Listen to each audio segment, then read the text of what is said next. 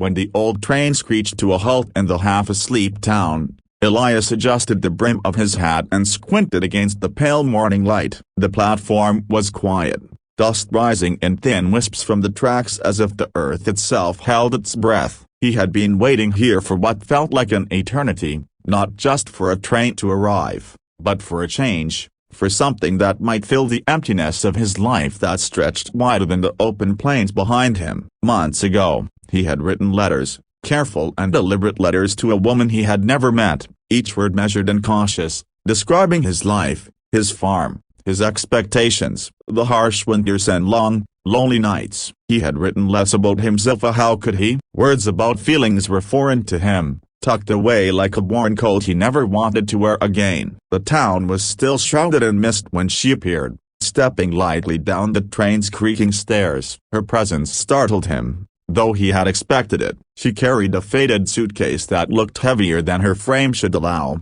and she adjusted the brim of a sun-bleached hat nervously, as though the wind itself might sweep her away. She paused at the bottom of the steps, scanning the platform with wide, wary eyes, unsure if this was the right place, unsure if this man waiting in the morning haze could be trusted.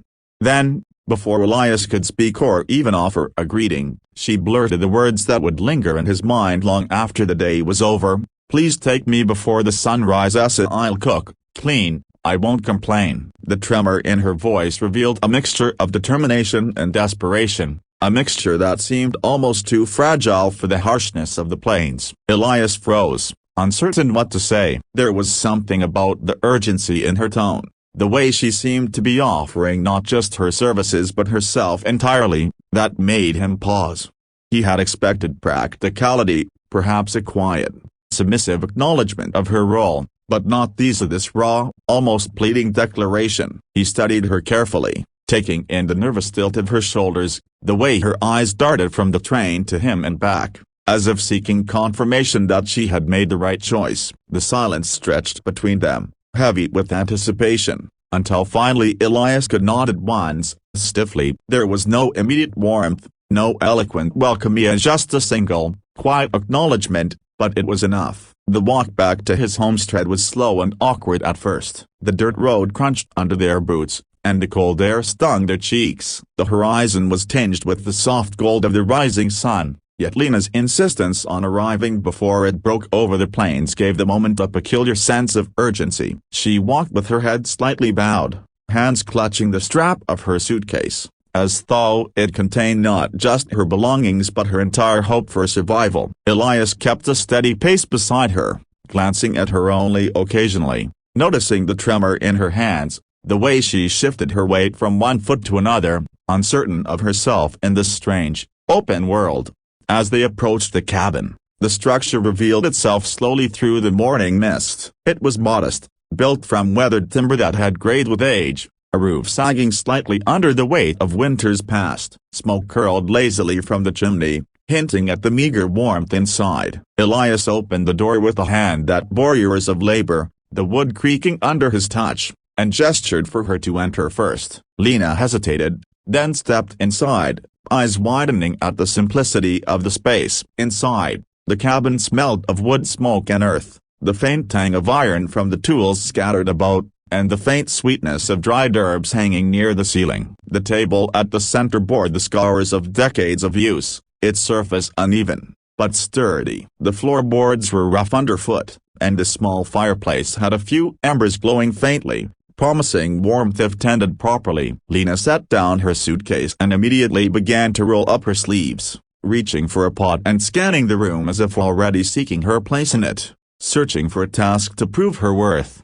Elias, however, stopped her hand with a firm gesture. "You don't have to start now," he said, his voice low and steady, carrying a weight of authority that was not unkind. "This place is lonely. That's why I sent for you. Not a servant, a broken bar, not someone to promise silence, just someone who will stay." His words hung in the air, unfamiliar even to him. He had not meant to sound vulnerable, yet there it was, a crack in the armor he had built around himself. Lena's hands faltered in midair, her eyes softened, and for the first time since stepping off the train, a laugh escaped here, shaky, uncertain, yet filled with something that resembled relief. It was not the easy, carefree laugh of someone completely at ease, but the kind that comes when attention you have been holding for days, perhaps years, begins to loosen.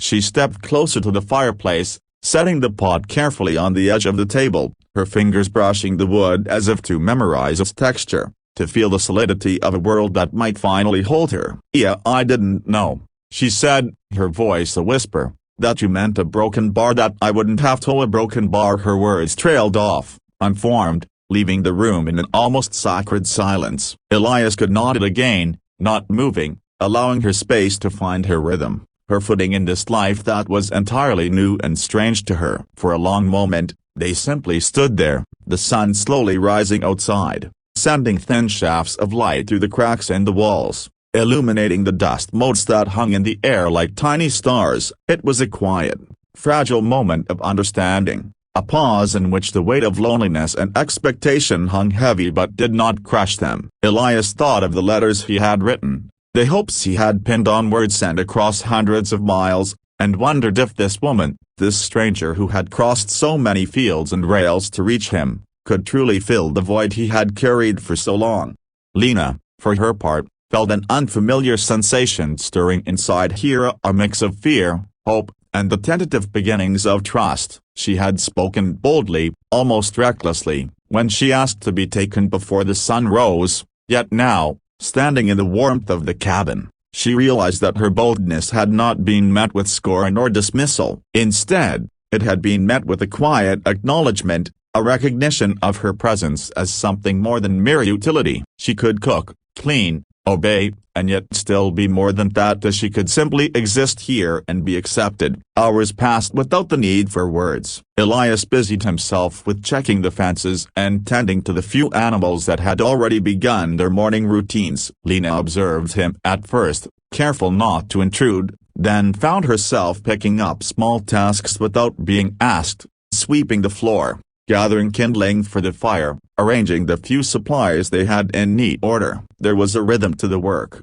a slow, steady heartbeat that seemed to echo the pulse of the earth outside. And yet, despite the domesticity, the cabin was not silent. Small sounds punctuated the air, the scrap of a broom, the soft clatter of a pot being set down, the faint murmur of Elias speaking to the animals in his low, measured voice. Lena began to feel that this quiet, deliberate life, harsh as it was, could hold something more than mere survival. There was a strange comfort in the simplicity, a potential for connection that was fragile but real. When the first true light of morning broke fully over the plains, spilling golden warmth across the frost-kissed fields, Elias finally looked at her, really looked at her. There was a softness in his gaze he had not expected to feel, a recognition of her presence that went beyond the practical, beyond the letters and expectations. She had crossed a vast distance, braved uncertainty, and yet she had arrived here with courage intact,